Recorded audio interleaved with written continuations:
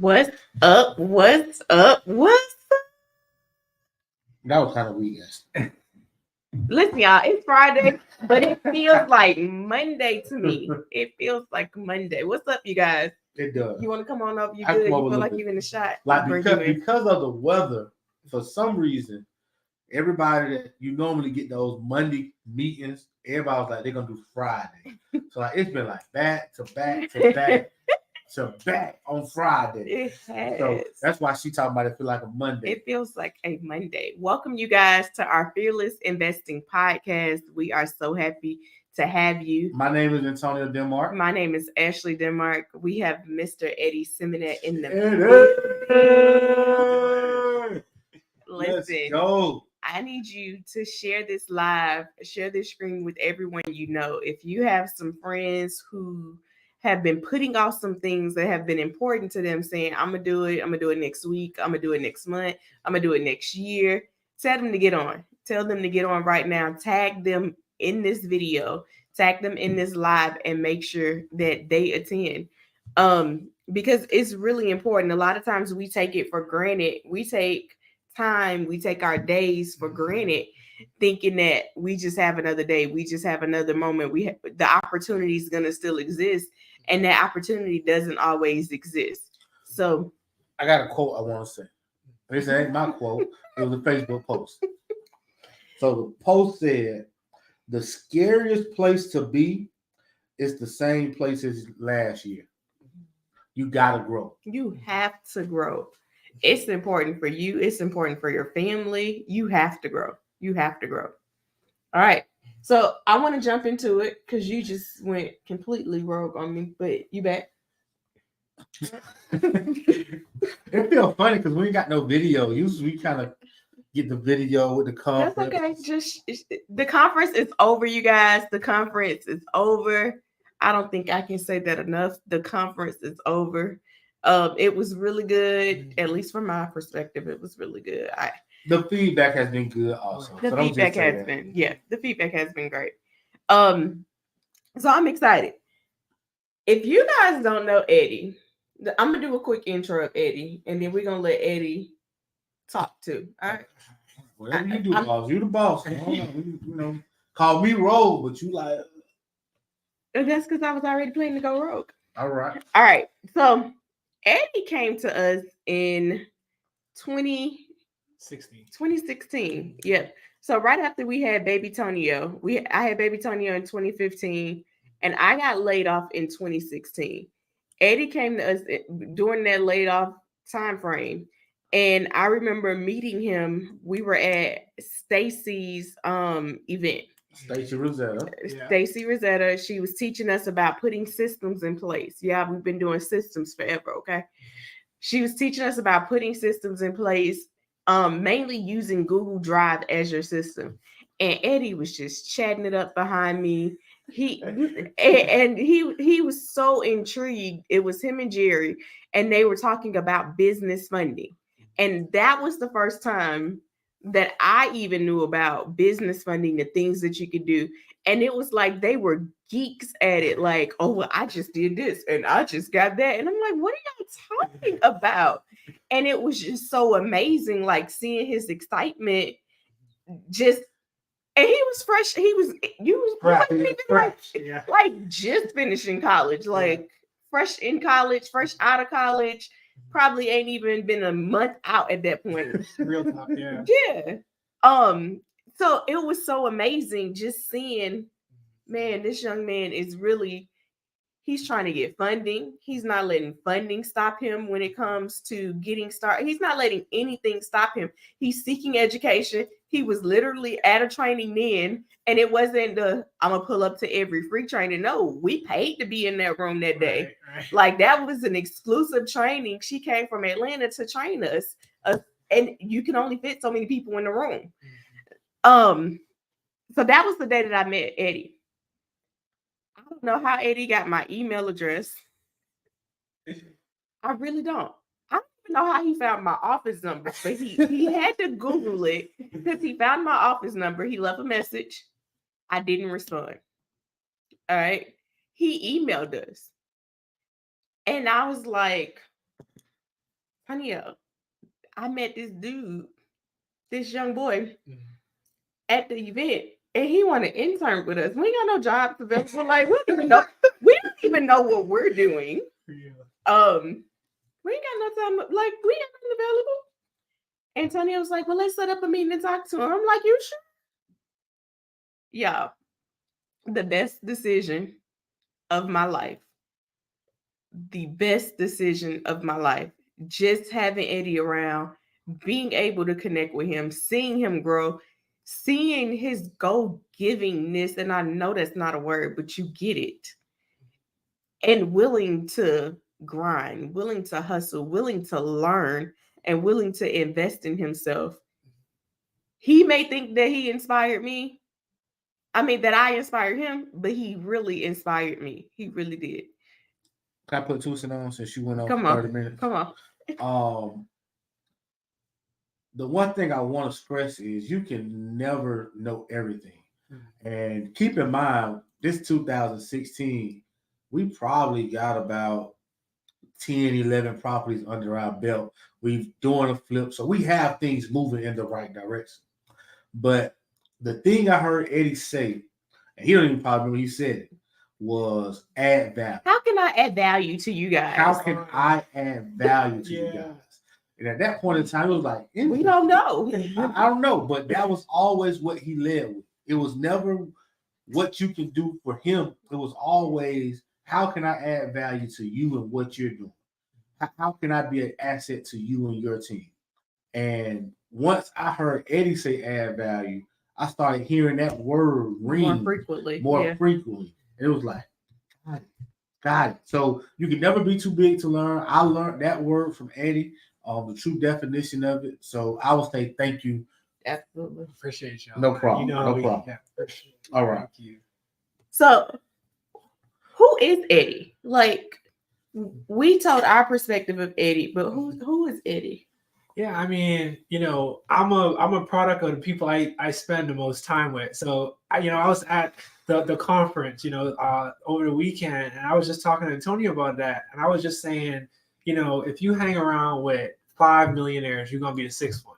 If you hang around with 5 people that rapping, you probably gonna try your hands at rap. You know what I'm saying? If you hang around 5 drug dealers, you may end up being the sixth. So, like, really, I am a sponge. I really like to just listen, read, and just take everything in and learn from people. You can learn something from everyone. Like, if it's one nugget, if it's like a whole page full of notes, I'm always taking notes. Like, this is my 3rd time at the event, and I'm there taking notes. I'm taking notes. I almost lost my bag, and Antonio heard me. I was like, "Where's my bag?" I can't lose those notes. Hey, you always have to be a sponge. That's one thing I've learned. Just like from where I started, from where I am now, it's always just been being receptive. But I would say, Eddie is just someone like everyone else. Like, I think I'm a true testament that, if I can do it, you can do it. Like, I came from a third, I wasn't even raised in America. I came from the Bahamas. I was raised in a whole different country, and I've been able to come over here and, build a business, So I feel like if anyone is out there that's doubting their ability to get into real estate or start a business, like, just look at me. Like, if I can do it, you could do it. There's really no excuses. Absolutely. Absolutely. So let me I'm gonna ask you this question. I'm gonna go back a little farther. That's that a word? Yeah. That word right there. Growing up, yeah. What was your parents entrepreneurs? Did they have 9 to 5s? Like, what was the life like in the Bahamas? Yeah, no, absolutely. So basically, growing up, most of my childhood I was raised with my mom and my grandma. But then earlier on in my life, I had lived with my dad for a few until they got divorced, right? So it's an interesting dynamic. It reminds me like Rich Dad Poor Dad, where and no shade or anything. Like, my mom, like, very, very hardworking. You know what I'm saying? Like, and that's where I get it from. Like, really, really hardworking, very driven. Believes in faith and God. And the way that she was raised was, all right, go get a secure job, right? So I saw that growing up as a kid. Now, my old man, he was in real estate, growing up. I didn't really know what he did. I just knew he was in real estate, right? Really? And here's the interesting thing, you know, my dad would be more available with his time than my mom, even though my mom actually, you know, loved me more, I would say, you know, and raised me more and stuff, right? Okay. So it's just like I just saw, you know, by owning a business, how much more flexibility you have with your time. So growing up, you know, I was able to kind of see that dynamic. I was able to see a little bit about what a business would bring you, as well as to see what hard work would bring you. And I think I'm a combination of both of those things. Sweet. Yeah. Sweet. Now, wait, we got to backtrack that. Now, how did you not know your daddy was into real estate? Yeah, so my folks, they got divorced. I don't think I ever talked about this, but my folks, they got divorced when I was in grade 3.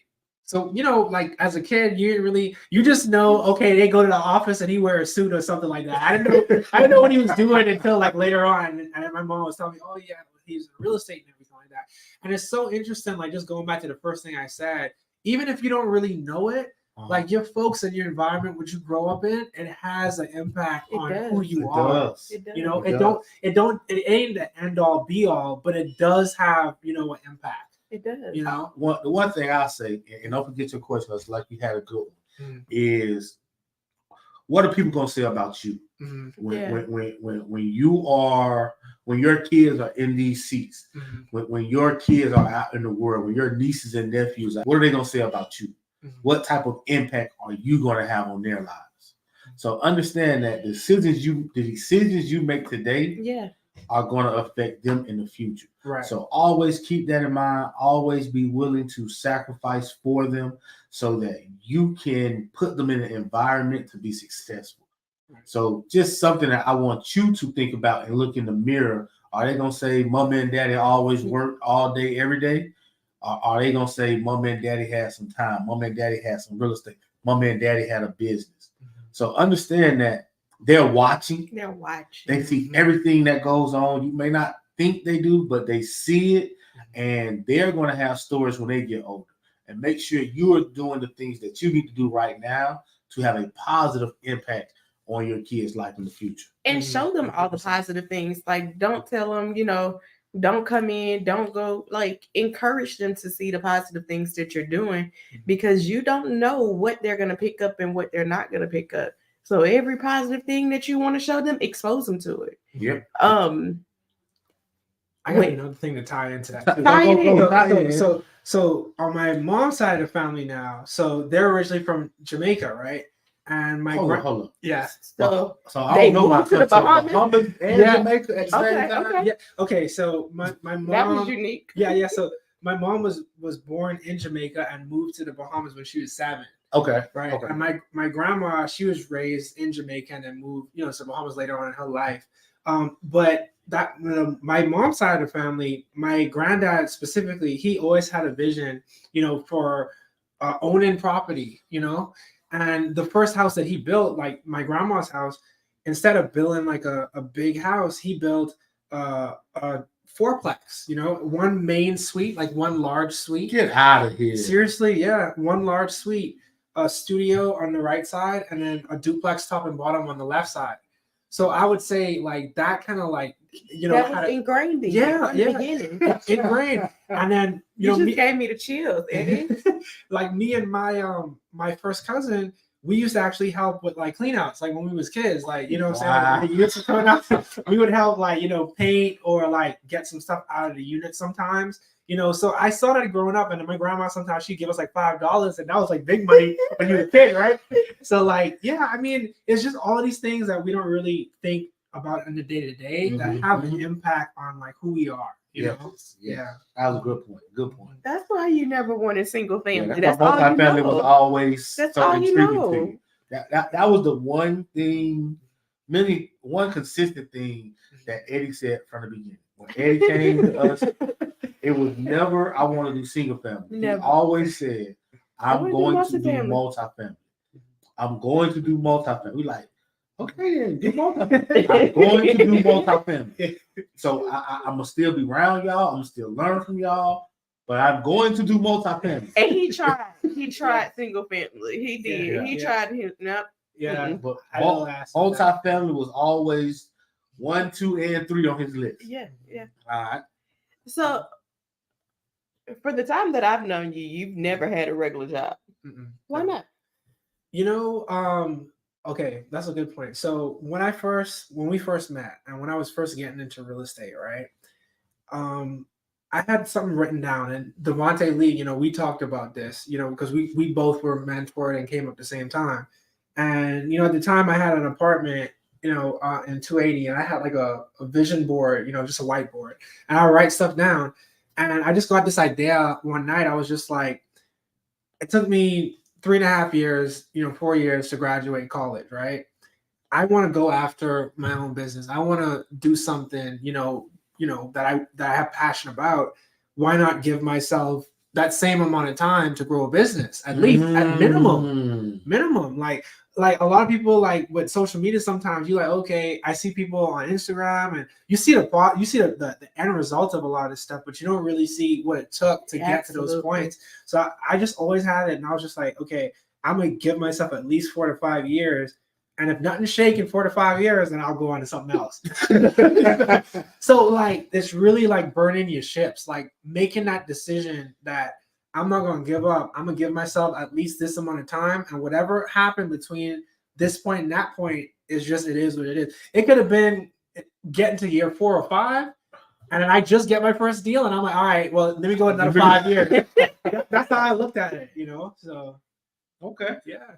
So you was fresh out of college. Yeah. What kind of fears? Like you were out living on your own, had an apartment on your own, no job, leaning on savings, hope and savings. Yeah. So basically you're asking like what was my fears like at that point in life, right? I mean, so you know, it was more scary for me to like not go after what I wanted, y'all. Like for real, it was more scary. Like I knew, okay, in college I was studying accounting, and I was just like, this is cool and all. I'm good with the numbers and stuff, but I asked myself, do I see myself doing this for like 20, 30, 40 years? The answer was no. So it was scarier for me to go down that track, knowing that that's something I would have been happy with. So you know, that was scarier to me. So I was just like, listen, I got this window of time where it's just like, I don't have anything in my way. Let me just go after it. Yeah. All right. Tell us about your first deal. What was your first deal? Whatever it was in real estate. How long did it take to get there? Great. So basically, you know, I was starting my real estate journey in Tuscaloosa, but I wasn't getting anything to shake. You know, I was looking to try to wholesale deals. Nothing was really working out. I have like a story I can go on, but just real quick, you know, they didn't know what wholesaling was in Tuscaloosa. So the real estate commission had reported me on Facebook for saying we buy houses. I did not know that. I said, yeah. Yeah, I had like we buy houses post on Facebook, and then they had reported me, and I had someone call me and like, listen, you can't do that without a license. They didn't know what wholesaling was. So I was actually like getting into wholesaling while I was still in college, and that was my experience. So I was just like, you know, I met up with y'all. I saw like, okay, well, let me try out Birmingham. And like Birmingham has been a blessing to me, y'all. Like as far as business and real estate, just in general, and growing a business, it's been so much resources here, you know. Wow. But yeah, I mean, so my first deal was actually a wholesale deal, and it was I remember the address. I think it was 2008 Eufaula Avenue or something. It was in Ansley. Eufaula Avenue. Yeah, it's in Ansley. So this was a wholesale deal, and I was getting into it. I didn't know you had to have a buyer's list first, you know. So I just had the deal in front of me, and I was like, okay, I will lock this deal up. I actually met the guy at a local event. It's like a meetup locally. And I told him what I was doing. And he said, okay, well, I'm trying to sell off this property. So I got it under contract, and lo and behold, I didn't have a buyer's list. So on that deal, I made like $500. Like long story short, I made like $500. It took me about 2 months, about 2 to 3 months to get it off. I had to extend the contract, you know, but here's the thing, y'all, like it was actually a positive experience for me, even though I made $500. And that was the hardest $500 I ever worked for. I mean, y'all should have seen me. Like I was raking the yard, you know, meeting people like for showing. Hardest $500 I ever worked for. But y'all, it showed me that it was real. It really showed me that it was real. You know, the lady that bought the house, she came to closing with a backpack full of cash. My first closing, a backpack full of cash. I'm already kind of skeptical. I don't know if this thing is like legit or not. The wholesale thing. And I'm like, okay, I'm looking at the closing agent. I'm just like, yo, did I do something wrong? What's going on? But no, it was all legitimate. It was a straightforward transaction. Did the closing? Did they take the cash? Oh yeah, I mean, he looked at me kind of crazy. You know? This Farmer Law, yeah. I mean, we were there, and he just like, what's going on? You know, but it was a sure enough like legitimate. Wow. Closing. Yeah. That's a true cash buyer. Right. Yeah. So y'all, this is back in 2017 where you could buy houses for less than $10,000. So that house I sold for like $7,500, I believe. Sweet. Yeah. Sweet. The one thing I want to take out of that is you didn't have all your I's dotted. You didn't have all your T's crossed. Yeah. You didn't have everything together, but you still did it. Right. And I think a lot of times we procrastinate with doing stuff because we're trying to make sure everything lines up. I want to make sure I know exactly what I need to do and when I need to do it. And you just missed the whole process. You missed the whole process. Yeah, Right. So take action, y'all. The best thing that you can do is start taking action. Mm-hmm. Even if you don't even know I got 100% of where you're going, just take some action and start moving. Because the direction will lead you. It will lead you every time. Like, I remember when Eddie had this deal, and Eddie like, what do I do? All right, now we go to meetups. So you don't have to work a full-time job. So while we're going to the meetups and we're meeting people, guess what? You need to be in that same room shopping that property. So when people say, anybody got deals? I got a deal. Yeah. And if you need to renegotiate, you need to renegotiate. But you got to make sure you're in the room. The magic is in the room, y'all. Wherever you are, whatever city you're in, you have to get connected to people who are looking for what you have. If nobody knows that you're selling the property, guess what? Nobody's going to buy it. Yeah. You got to tell them. If nobody knows you're interested in buying a property, you have to be in those rooms. Virtually is not going to get it all the time. You got to physically shake some hands, talk to people and tell them so that it's top of mind. They relationship equity. Relationship equity. It's That's important. it. You got to build relationship equity, y'all. That's a vital part of success. So we didn't say this. So today, how many doors do you have today? I got 90 apartment units total today. Yeah. Across 3 properties. All right. We're just going to take one of the properties. First of all, congratulations. That's an amazing accomplishment to have 90 doors. Under the age of 30. Under the age of 30. Yeah. Under the age of 30. That's real. Yeah. So tell us about one of the deals. Which one is the most intriguing that had the biggest challenge? You know what? I would actually say it's the first deal. The first deal. The first deal. Okay. Yeah. All right. Yeah. I mean, the first deal, the duplex that we did together. Okay. Fairfield. So I would say that was the biggest challenge because when I was at that stage of my real estate journey, I was finding every single reason not to do a deal. And I think this is important for like a lot of people that's just starting, right? When you first get started, like what Ashley and Tony were saying, sometimes you may get caught up in trying to have all your I's dotted, all your T's dotted, and then you never close the deal. They call it analysis paralysis. You get so caught up in the minutia that you don't actually take action. So as I was looking, and this is like a really good deal, but as I was looking to get this deal done with the Denmarks, in the back of my head, I was like, okay, well, yes, it's on the street. I mean, what am I doing behind it? Yeah, I'm like, but here's the thing: it's a great deal, it's a great property, but like, you just always have that self doubt or that conscious part, that subconscious part of you that's saying not to do something that's actually going to be a blessing for you, right? I gotta stop there. Yeah. I was looking at the pictures last night, and it reminded me when we were at the closing table. Huh? I thought you weren't finna buy. I said, oh yes, all of this he is not finna buy. Eddie started talking about a survey. And I remember Jeff looking like, I said, Eddie, we only have an hour for his time. Right. You gotta make a decision. And he was like, what do you think I need to get a survey? And Jeff was like, it's not common. People don't get surveys unless it's land. He was like, well, what about the building? I think the building is your survey. Like there's a building behind it. That's their land. Right. But you were like thorough. Exactly. Thorough. Yeah. almost to the point Here. of like to where you hurt yourself. You know what I'm saying? So it's just like, and looking back at it, I'm just like, did I really do that? You know, like, but it's just like that's why I said that would be the deal that had the most challenges for me, because I had to overcome myself. I had to get out my own way with that one. Mhm. I had to be like, listen, like, you can find every single reason not to do it, but listen, like, you know enough to move forward. Mhm. And ever since that first deal, I'm like, okay, if I know 80 to 90% enough, I'm pulling the trigger on it and I'm moving forward, because you ain't never gonna know 100%. You're never gonna know 100%. No, it's never. Everything is not gonna ever work out according to what you put on paper. Mhm. Like, you just have to keep going and adjust and build, and know that those experiences are gonna shorten your learning curve for the next every time. Right.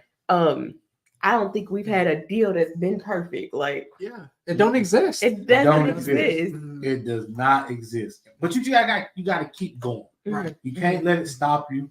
You can't get totally discouraged. You're gonna have challenges. You're gonna have to adjust. But it's all about who you're listening to a lot of times. Mhm. So if you're around the right people, if you like Ada say, those friends you have, if they're encouraging you, that's what you need To to do be around. positive things, because they could be encouraging you to do bad things. But if they're encouraging you to do positive things, and you can tell that they have your best interest at heart, Right. versus if they're just trying to stop you from doing something that you're destined to do. So Mhm. yeah, get around the right people. That's important. Fail. Mhm. Like, our number one pillar to success is failure, y'all. Mhm. That's where we learn the most. Yeah. That's where we're the most uncomfortable.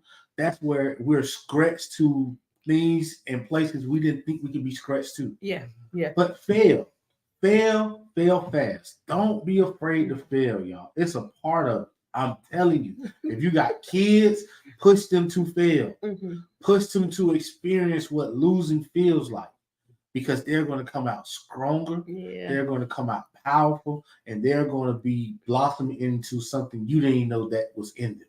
Yeah. Mhm. Yeah. I got a funny story. I don't know if y'all remember. So that was 2017. That was the first deal I did. All right. Shortly after, I was about to graduate college, and I had the second deal, which was a fourplex in probably one of the worst areas of Birmingham. Okay. I don't know if y'all remember this one, but I came into the office. You know, this is when I was interning and helping out in the office. And I remember I came to the office and I was like, Ashley, Antonio, what do y'all think about this property? I'm buying it. It's $26,000. It's a fourplex. It's for cash. Should I buy it? I don't know if y'all remember I that. do. I told you no. You don't know? Yeah, bro, you not you can't. No, this is the hood, Eddie. Right, it's rough. And how long? You say it's the hood, but understand, Uh-huh. in 2017, Uh-huh. the hood in Birmingham, Yeah. was like no go zone. Yeah, like that was on first Yeah. 48. I had Yes, never yes. been to this part of town he was buying property. Right. I didn't even go over there. Didn't cross my mind to go to this part of town. And it's like, ooh, hey, you young boy now. You Yeah, I remember the conversation. I think you told me, you know, personally, you know, based off of what I was telling you, just how bad I needed the deal and how much the cash flow would have helped me do this full time. I remember Antonio, he was like, if I was in that situation, I probably would do it. I remember you told me that's all I needed to know. And That was your I goal. know. But here's the thing. Ashley was like the counterweight to that. She was like, you know what? It's a rougher area. So I'm like, okay, if I move forward with this deal, it may be good on cash flow, but I probably got to carry. You got carried. Yep. So Right. like the combination of both of the, you know, advice that I received gave me the confidence to move forward with it. That was up. Yeah. The number was good. Now. The numbers were You good. gonna win me when you go talk about numbers. Yeah. Right. I'm a number person. Right. And My I am feelings and my safety. emotions, they really don't get involved too much. But when he showed me the numbers, and I'm like, man, I look at it good up, bro. Yeah. And we broke it down per unit, where it was like, well, let's talk about the cost per unit and how much it's Right. gonna cost. And it was like, well, that's cheaper than buying a single family right now. So Right. Roll with it. Roll with it. Roll with Yeah. it. So what happened with that property? What did you end up doing with that property? How did it turn out? Oh yeah, that's a great one. So it's a funny story. So I call this one a fire deal. I'll tell y'all why you know that happened. So I own this property. Man, this is probably, as far as cash flow, the best property I've owned. I bought it cash, no mortgage on the property, and it cash flowed double-digit returns I owned it for 6 years. I owned it from 2017 up until 2023. Each year making over 20% return. So basically, for the listeners, if I had saved up all of the money that I got in cash flow on that property, I would have gotten back my initial investment probably in the first 3 years of owning the deal. So this is a really solid property. Now, up until last year, it was fully intact. Right. So I have a situation where I'm here traveling. I had an event in Arizona, a mastermind I went to in Arizona. And as I'm boarding my plane, I get a call from one of my appliance guys. Right. Hold on. Yeah. You have 90 doors and you're still going to conferences? Yeah, absolutely. Yeah, you gotta get out there and learn, like a network, right? So like Antonio said it over the weekend at his conference, you're going to these conferences to network, right? You told us that. You go into these conferences to network and maybe pick up a couple of nuggets. So I'm always trying to get in the room and meet new people. Look, for sure. All right, so you back on appliances. You only trip. I had to bring appliance guy. Appliances. Man, y'all, I get this call, right? So this is how he talked to me. He called me E. So he's like, E, man, your building on fire. I'm like, what you mean it's on fire? Like, what building? He's like, the fourplex behind AG. That's the appliance store. So I'm like, are you serious? Like, how bad is it? He's like, nah, I can see it from the other street. Like, The other street. Man. So I call my property manager. I'm like, Willa, we got a situation. I think one of my buildings on fire. And she was like, yeah, I know. A tenant called me about it. I'm on the phone with fire right now, trying to get it, taken care of. So y'all, I'm about to board a flight now. A 3-hour flight. So the only thing I know communication. This is about 8:00 in the night. I'm already tired. I want to go to bed. Man, I could not get any sleep on that flight. That's the only thing I could think of. And sure enough, when I land, I get these photos come in with my building just scorching on fire. Basically, it's a total loss, basically. So with that property, I made all this cash flow, and now my building's on fire. So I'm like, oh man, this is the end. This is the end of the world, basically. What I'm thinking. I've never had a building catch on fire before. But as I start doing the numbers and I get my, the insurance check back, I'm like, wait, I'm actually making 4 times my investment. Plus, when you combine the cash flow, the insurance proceeds, it wasn't enough to rebuild the building. But I was like, okay, well, what if I could sell it? So I reached out to Yas, who's in the room with us right now. I was like, Yas, I saw that you was listing this property that's kind of similar to what I got going on. So Yas is like, what you talking about? I'm like, well, the building is dilapidated and I caught on fire.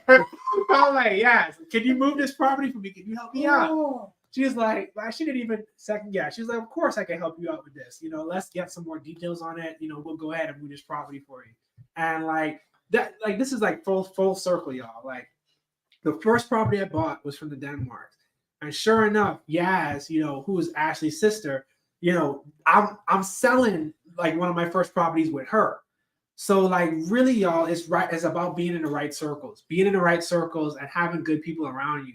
And sure enough, we sold that deal. I made a couple bucks on it. Everyone got paid. Yeah, it was a quick closing, and that's the story about the fire deal right there. That's what's up, man. It ain't gonna always go like you wanted to go, Right. but it happens. So it happens, yeah. If you have questions for Eddie, man, y'all drop y'all questions in the chat. Whatever it is, ask your question. He's an open book. He is here to help you guys. Like I told y'all, he's always trying to add value and not looking for anything in return. Yeah, and share this with anyone you think it'll be inspiring to, that it'll be inspirational to. Share this live stream with them. Tag them if you're in the group and they're not in the group, tag them on it. If you are just on one of our Facebook pages, share it and tag them so that they know that they really need to join in and listen. Go ahead. So give me not a lot. Okay. About 3 to 5 minutes. Give me some multifamily lingo. What's some of the things that if I'm looking at multifamily, I need to know these things. Mm-hmm. Yeah, so I would say, as far as like returns, because that's where it all starts, right? So when you're buying these properties, you want to know, okay, is the property I'm buying gonna make me money? I would say in multifamily, is four big or four key metrics. You have your average cash on cash return, which is basically if you're buying a deal and you're looking at holding the deal for 5 years, you want to average out what your cash flow is from years 1 through 5. So you may buy a deal where your cash flow is 0% in year 1, but in years 2, 3, 4, and 5, it may be like 4, 5, 6, 8%. So when you average it out, your average may be 6 or 7%, right? So average cash on cash return is really important. Also, equity multiple, that's another term to know. So your equity multiple is basically when you're selling this property, you want to see how much did you duplicate your money, right? So if I put in $100,000 and by the end of the deal, from the cash flows and the sales proceeds, I make $200,000 combined, that's a 2x equity multiple, right? So that's very important with multifamily. The third one will be average annualized return, which is going to take in consideration the average cash flows over the project, then also the sales proceeds, and is going to average those out to get, the average annualized return, that average number. And the last one is not really as important, but it's a good metric to look at. It's called internal rate of return. So it's basically taking in consideration the time value of money when it's trying to calculate, what your overall return is on the deal, right? So the IRR is a good metric if you're looking for, okay, if I hold this deal for 20 years, my IRR is not going to be that good.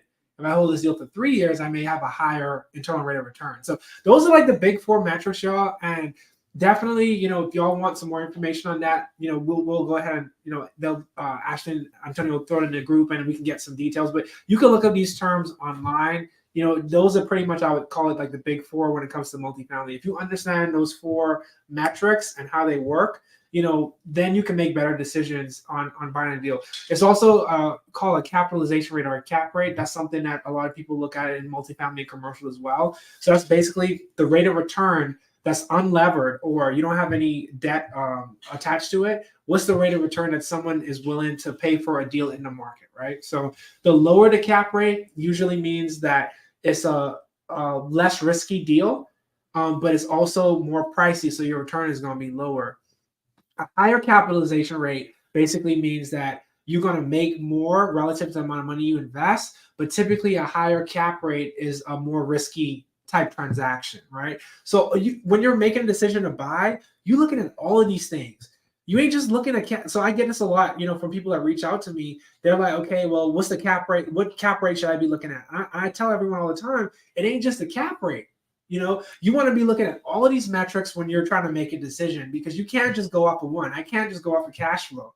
I can't just go off of IRR. You want to be looking at all of these things when you're making a decision, and you have, just enough comfort with each metric to where you want to move forward and pull the trigger. So I would say like those, like the starting metrics. And I also have a book that I want to recommend. It's called Multifamily Millions by David Lindell. That's a really good book, a really good fundamental book that y'all can go ahead and read. That's going to talk about all of these terminologies and everything. All of these things, right? So before you even go out to look at a deal, I highly recommend reading that book, because it's going to give you pretty much like an overview of the game from A to Z, and it's going to give you the confidence that when you start looking at some apartment complexes, you're like, okay, I remember I read about that in the book.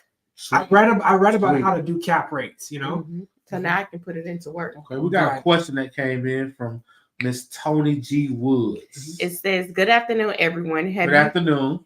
Have you had any success with properties from tax foreclosure sales?"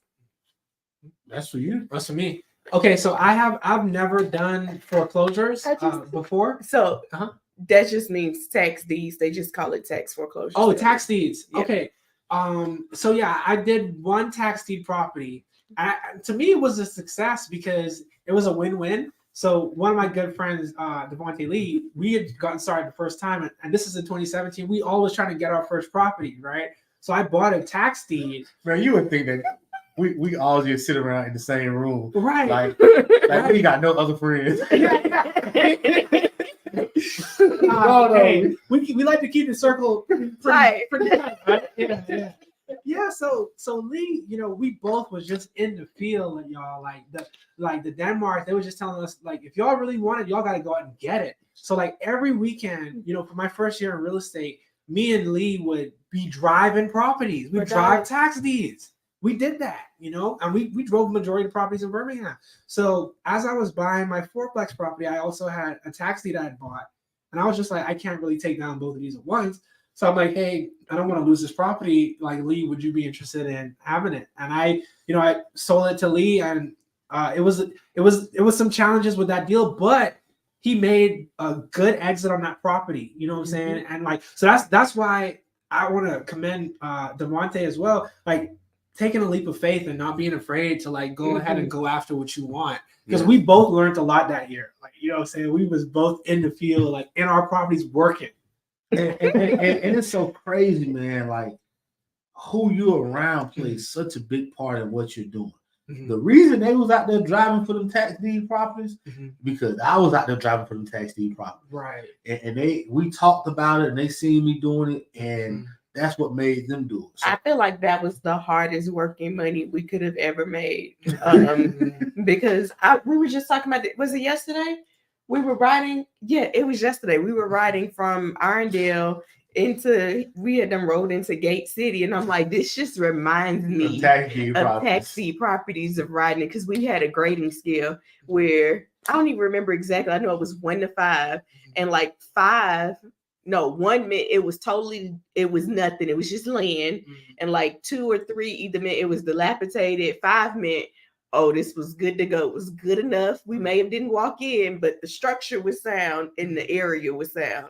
But we literally had that grading system that we made up on the fly. So don't be afraid to do it and just make it up. On that same point, I just want to point something out. That same grading scale that me and Devontae used when we first got started, that actually helped us out when we started looking at commercial deals. You know what I'm saying? I want to say you still have them. Exactly. So don't leave it, Tony. I'm gonna come back to the tax deed. Don't leave. Okay. So basically, because I've looked at over 500 apartment complexes in Birmingham, like just from what I learned from the Denmarks of like driving tax deed properties, I took that same approach and I looked at over 500 apartment complexes, and I was able to learn and like kind of use that template and create one for multifamily, where when I would drive properties, I would label them as A class, B class, C class, or D class. But I got that idea from the initial like grading that we did on the taxi. So y'all, like wholesaling, the things you learn in fix and flip, the things you learn in lease purchase, all of these things is interchangeable. Yes, it really is. In whatever model, the foundation stays the same. Right. The foundation stays the same. The terminology may change, but the foundation stays the same. Right. Like, you're still gonna grade it. You're still gonna look at them. You're still gonna decide. You're gonna make a judgment based off of it. I literally use that same grading scale for hiring my virtual assistants. Like, when we're interviewing them, we use a grading scale. So don't make it over complicated. Like, make it simple. It doesn't matter what you're doing. But go ahead. You want to add the one thing I want to add on to the tax deed question from Ms. Tony is, we bought tax deeds before, and we've had our biggest failure in tax deeds. So I'm gonna give you both sides. I don't even know if that's the biggest failure anymore. I mean, at that time, it was the biggest failure. But we bought a tax deed, and the tax deed was vacant, and we did not eject the person. We didn't evict the person, even though there was nobody living there. We were supposed to have evicted the person, and we had a whole lawsuit, and we went to trial, and we lost the trial. And we lost the property. Lost the property, lost the trial. Because in Birmingham, I don't know where you're from exactly, but in Birmingham, the tax deed laws are so old, and there aren't really clear guidelines on them. On what you can and can't. So depending on how good your lawyer is, he can convince the judge that the law says one thing and it really doesn't. So I will say we probably lost like $150,000 on a $30,000 tax deed property. That cost us $4,000 to buy. Yep. So understand, will I buy them? Yes, I will. That don't stop me, but I do understand that there are a different way to approach it, and there are things that you have to do. So just make sure you understand. I consider that was just education. That was education. It was an expensive education. It was. But I know scrambling possession. I know squatter rights. I know all type of stuff because I sat there and I listened to this stuff. So understand, can you do it? Yes. Is that a good entry point to It get can into be. real estate? It can be. Yeah. I would just say get some good education, get some training and some mentorship on it before you just actually go out and do it. Absolutely. The book. Multifamily Millions by David Lindahl. So that's on Amazon. It's a blue book. It's a really, really good book. So that's Multifamily Millions, David Lindahl. Which in North Carolina. Okay. Yes. I don't know the rules of North Carolina though. But check with your state, because the rules are the same throughout the state. So check with your state and just find out what the rules are and abide by them as much as possible. Evict them, get your ejection, and don't push the button. If that's the only way you can get in, then get in. But don't let that stop you from getting in. Agree. Someone said, "Good afternoon. I hope all is well. How are comps ran on duplex/multifamily properties?" Mhm. So is the breakdown you gave from the book, or is it something else as we need to look into as well? I think that last question was about the four or five key metrics I gave about IRR, cash on cash, equity multiple, average annualized return, and then capitalization rate. So like those are all listed in that book, y'all. So if y'all are interested in learning more about multifamily, I think that's like a good staple. You know, like how when people tell you, hey, if you want to start listening to business and real estate, read Rich Dad Poor Dad first. So it's just like if you want to get into multifamily, I always say go read that book first, and then you'll understand. Like when I start throwing out these terms, or y'all start hearing this in the ethos, like y'all understand what it means, right? Mm-hmm. So as far as like the first question, how are the comps ran on duplex and multifamily? So when you're looking to evaluate multifamily properties, is not typically the same approach as like single family, where you're looking for sale comps in the area. With a multifamily property is actually more important to look at the rent comps. How multifamily is valuated is off of the income approach primarily, which means how much income is this property generating, and then you divide that income or net operating income by what's called that capitalization rate to get a value on the property, right? So everything is driven by income on multifamily. So what I can rent a property for is more important to me than what a property across the street sold for, right? So when I'm looking to buy a multifamily, one of the things I'm looking for is what are these properties renting for? Okay, what is a 2-bedroom renting for? How much square feet is it, right? What does the unit look like? How does that compare to the subject property? What type of improvements would I need to do to rent at that amount? Is the neighborhood the same? I'm looking at those things because I'm saying, okay, if the property right now is renting for $500 and I see a property across the street that's renting for $1,000, right?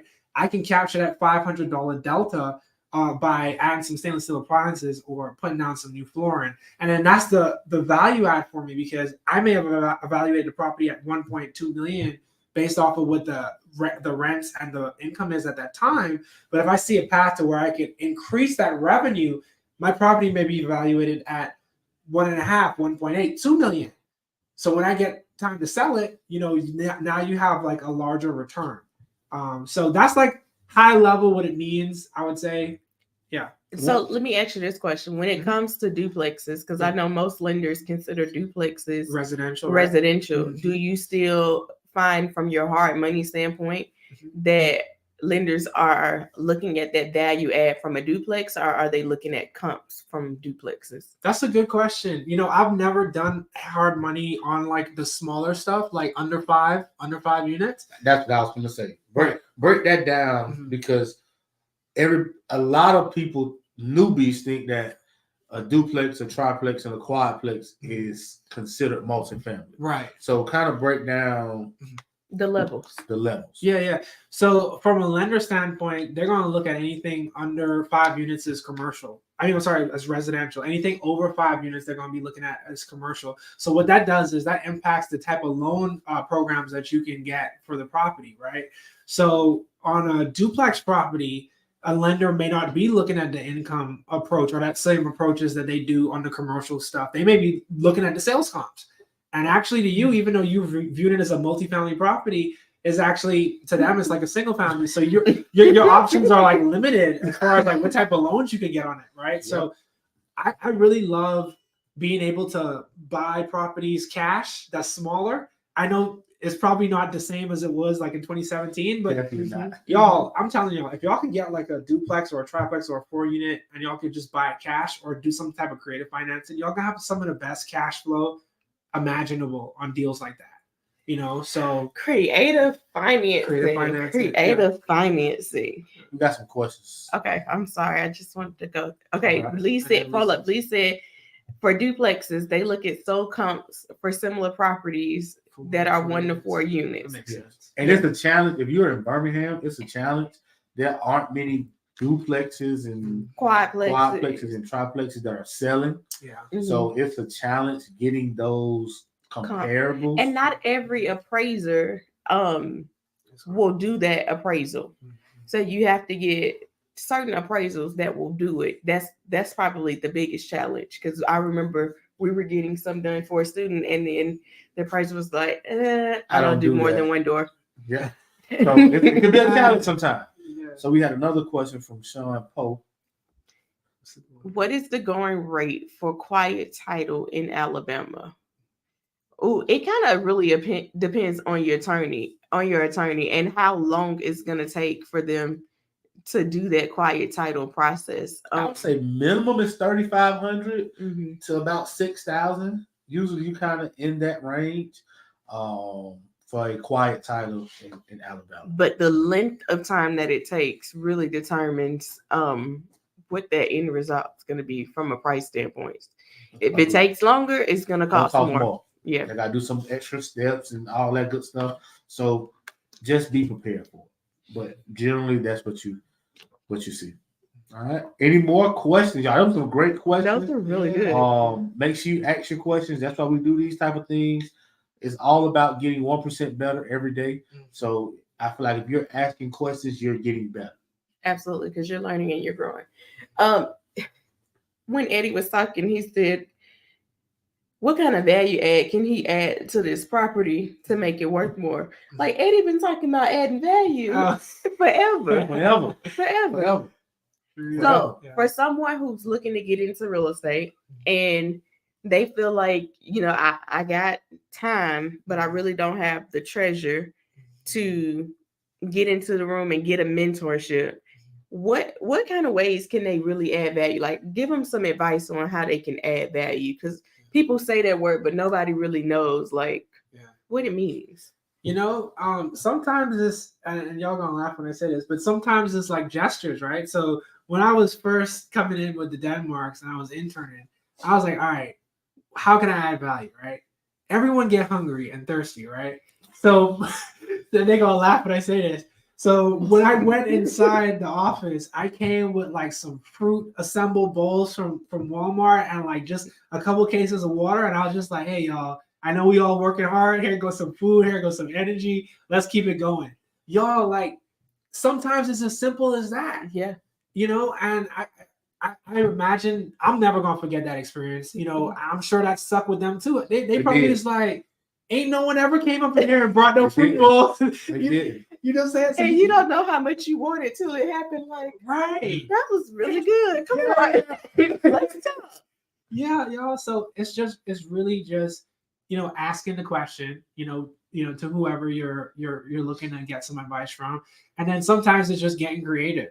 Can you help, like, instead of them having to go out to look at a property, hey, I got that property, I'll take the notes, y'all go focus on something else. Or hey, I'll go get the team something to eat. Or like just stuff like that, I would say. But come from like a genuine place. Mm-hmm. That's the most important thing. Mm-hmm. Don't add value expecting something in exchange for it, right? So I wasn't going and I wasn't bringing the waters and saying, hey, here it go, y'all. Let's talk. But at the same time, all right, I'm gonna need like about $1,000 to borrow. No, it have to come from a genuine place, y'all. Because one thing I would say about high net worth and just high value people, like high income earners, like people in the ecosystem that I try to surround myself with, they can smell the BS. Because so many people run it on you.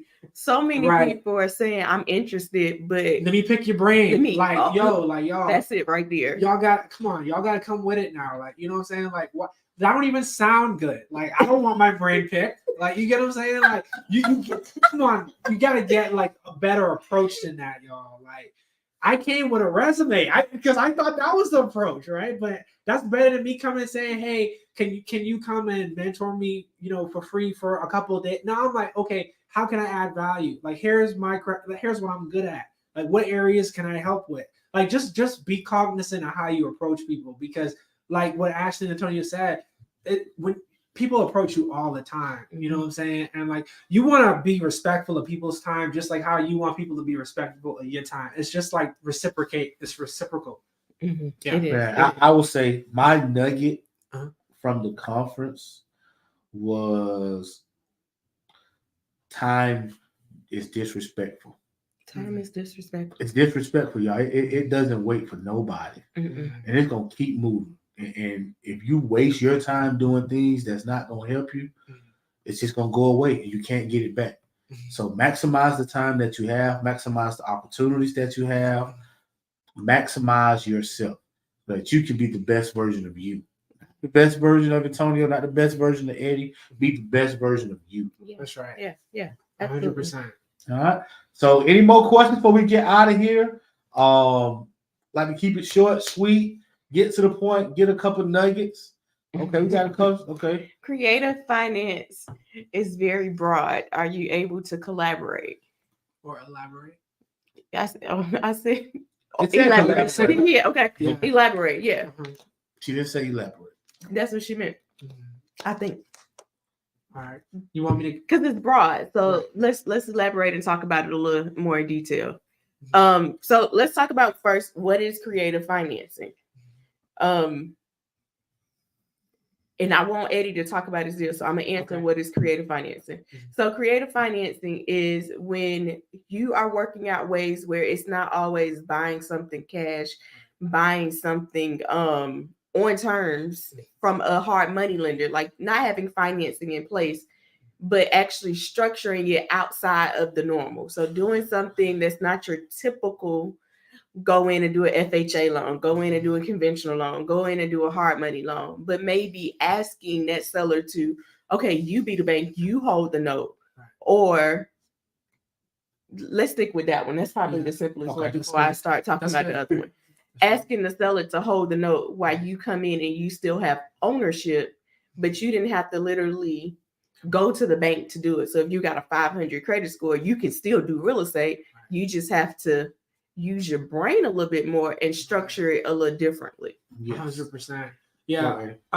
Tying into what Ashley said, I'll just give a real life example. So when I first got started, the first deal I had, I didn't have a job at the time. I didn't have any source of income. Like on paper, and I was fresh out of college. And typically one of the biggest hurdles for someone starting out, especially if you're in your 20s or you just, getting into entrepreneurship, is banks usually want to see, and y'all can remember, I think they want to see a certain amount of time on a 2 job. years, Right. years of tax return, on the job, the whole laundry list. Right. So some people just start may not have all of those things. So with that deal in particular, we were able to structure it in a way to where I put 50% of the purchase price down. And then the remaining amount was financed for 7 years, 7 or 9 years, I believe, at like a 7.7% interest rate, which worked really good. It was like a win-win because I was able to take the rents to pay that mortgage, and I had the opportunity to own a property that I wouldn't have had, going the traditional route. So that's an example, I would say, a real life example of seller finance. So it's basically, instead of me going to the bank, the owners acted as the bank, and then they were able to finance a mortgage, just like how a bank would finance a mortgage. And I would owe them, and we would have the term set out on when it's paid, how much is going to interest, how much is going to principal, and then what the maturity date is, or when it needs to be paid in full. So that's just like one example, and they have more granular stuff where you talk about like seller carryback and different type of strategies, but that's like the high level of it. Yeah, the foundation of it. And you can do it at any strategy. Like you can do it with multi-units. You can do it on commercial deals. We actually structured one with Antonio's uncle, and it was a commercial deal. Would you consider it a commercial? Yes, Yeah, that was a definitely commercial deal. Yeah, it was a commercial deal where he lease optioned it for the seller, made money. The seller didn't make money for 2 years. He made all of the returns, and then you have that option to either purchase it or decide not to purchase it. So creative financing can be so many different things, but the first thing it is negotiating. It's structuring something outside of the normal and making it a win-win situation for all parties involved. You don't always have to go to the bank for financing. You don't always have to have a 700 credit score to get started. You don't always have to have 30,000 in the bank. Like, you can structure it however it fits, however it works. And this is not, if you're interested in creative financing, we did a Fund Your Flip challenge, and we talked a lot about creative financing. I can't give you that one for free, but just send us a DM and we can talk about it. Yeah. All right. So you got a question. Can you use Section 8 to collect rent/cash flow without quieting a title? Definitely. As long as you have ownership of the property, they're not getting into what type of ownership you have. So the tax deeds that we did get, we collected rent with no problem. If you want to put them on Section 8, that isn't a problem. Yes, you can collect rent because let me give you some good nuggets to understand it. When you buy a property with title insurance, you get a general warranty or special warranty deed. When you buy a property as a tax deed, you get a quick claim deed. You don't have title insurance. That's the main difference between the two. So if you have a quick claim deed, yes, you still have ownership. Yes, you can collect rent from that property. Absolutely. Just make sure before you put the tenants in there that you evict whoever was previously in there, just for fun. The owner. Just make sure you evict the owner. Make sure you do that so that you're not scrambling with your tenant and having to explain it to your tenant if someone comes back and try to redeem the property. And I will tell my tenant, honestly, I would be as truthful as possible. Say, hey, I bought this property on a tax deed. I own the property. If anybody but the previous owners do have rights to redeem the property, if they see fit. Yeah. So if it happens, I'm gonna tell you, we'll have ample time to make adjustments. But just understand that the original owner can come back and redeem the property. So everybody is not that truthful. I will be that truthful, but to each his own. Absolutely. All right. Before we go, Eddie, what you got to say to the people? What would you want to tell the people? Yeah. On you. Yeah, man, thank you guys for definitely tuning in. I love this ecosystem that we have here, with the Denmarks. And I would just say, y'all, don't be afraid to go after, what you want to do. This is a new year, y'all. I always like the beginning of the year, January, because it reminds me, I have a birthday this month, but then also this is kind of like when I started my real estate journey. So this is like a fresh start, y'all. We have 11 more months left. Those things that you thought you couldn't do last year, go ahead and start writing down your goals. Like, revisit them each day. You know what I'm saying? Set some goals of where you want to be in the next 12 months. And also, don't be afraid to give yourself more than a year at whatever you're trying to do, y'all. Like, if you went to college, it took you 4 years to graduate. Right. How long? 5. Yeah. How long did it take for you to get your high school diploma? Like, years. So it's just like, y'all, we got to understand in business, like, this stuff ain't overnight. It ain't what you're seeing on Instagram. It ain't what you're seeing on Facebook. It takes time to grow these type of things. So give yourself, get out your own way. Mm-hmm. Give yourself enough time to go after what you need to do. Absolutely. And I just want to leave y'all with that, There it is. But in the group, make sure you put on the group that your birthday is this month. I might have something for you. All right. So everybody with a birthday, let's go. That's real. Happy birthday! We're gonna roll out. Thank y'all for y'all to episode 295 of the fifth. I'm just lying, y'all. We don't even know what episode we on. One of these days we're gonna calculate. Yeah, right now we're just gonna do it progress over perfection, and that's what we're gonna preach to you. Do it, make imperfect actions, progress You over didn't say that right. perfection. Do it, make imperfect actions. okay. You want to correct me? Take massive imperfect action. Same thing. But do it. Whatever it is, do it. Don't be afraid to fail. Don't be afraid to get up clean. Like you tell your kids when they fall off the bike, dust your knees off, and keep going. The sky is the limit. The sky is not even the limit. Like literally, your head is the limit. So get out of your way. You can do it. If Eddie can do it fresh out of college, and not have any experience when it comes to working from another country, like why can't you do it? Right. Why can't you do it? You can do it. You can. All right. So until next time, we will see you. Catch us next Tuesday in our REI Decoded Facebook group. We are going to be talking about how interest rates don't matter when it comes to buying investment properties. We worried about interest rates, but interest rates do not matter. What matters is the deal, and we're going to talk about that deal and why it doesn't matter. All right. So you ready? They're ready. All right. We love you guys. See you next time. Peace.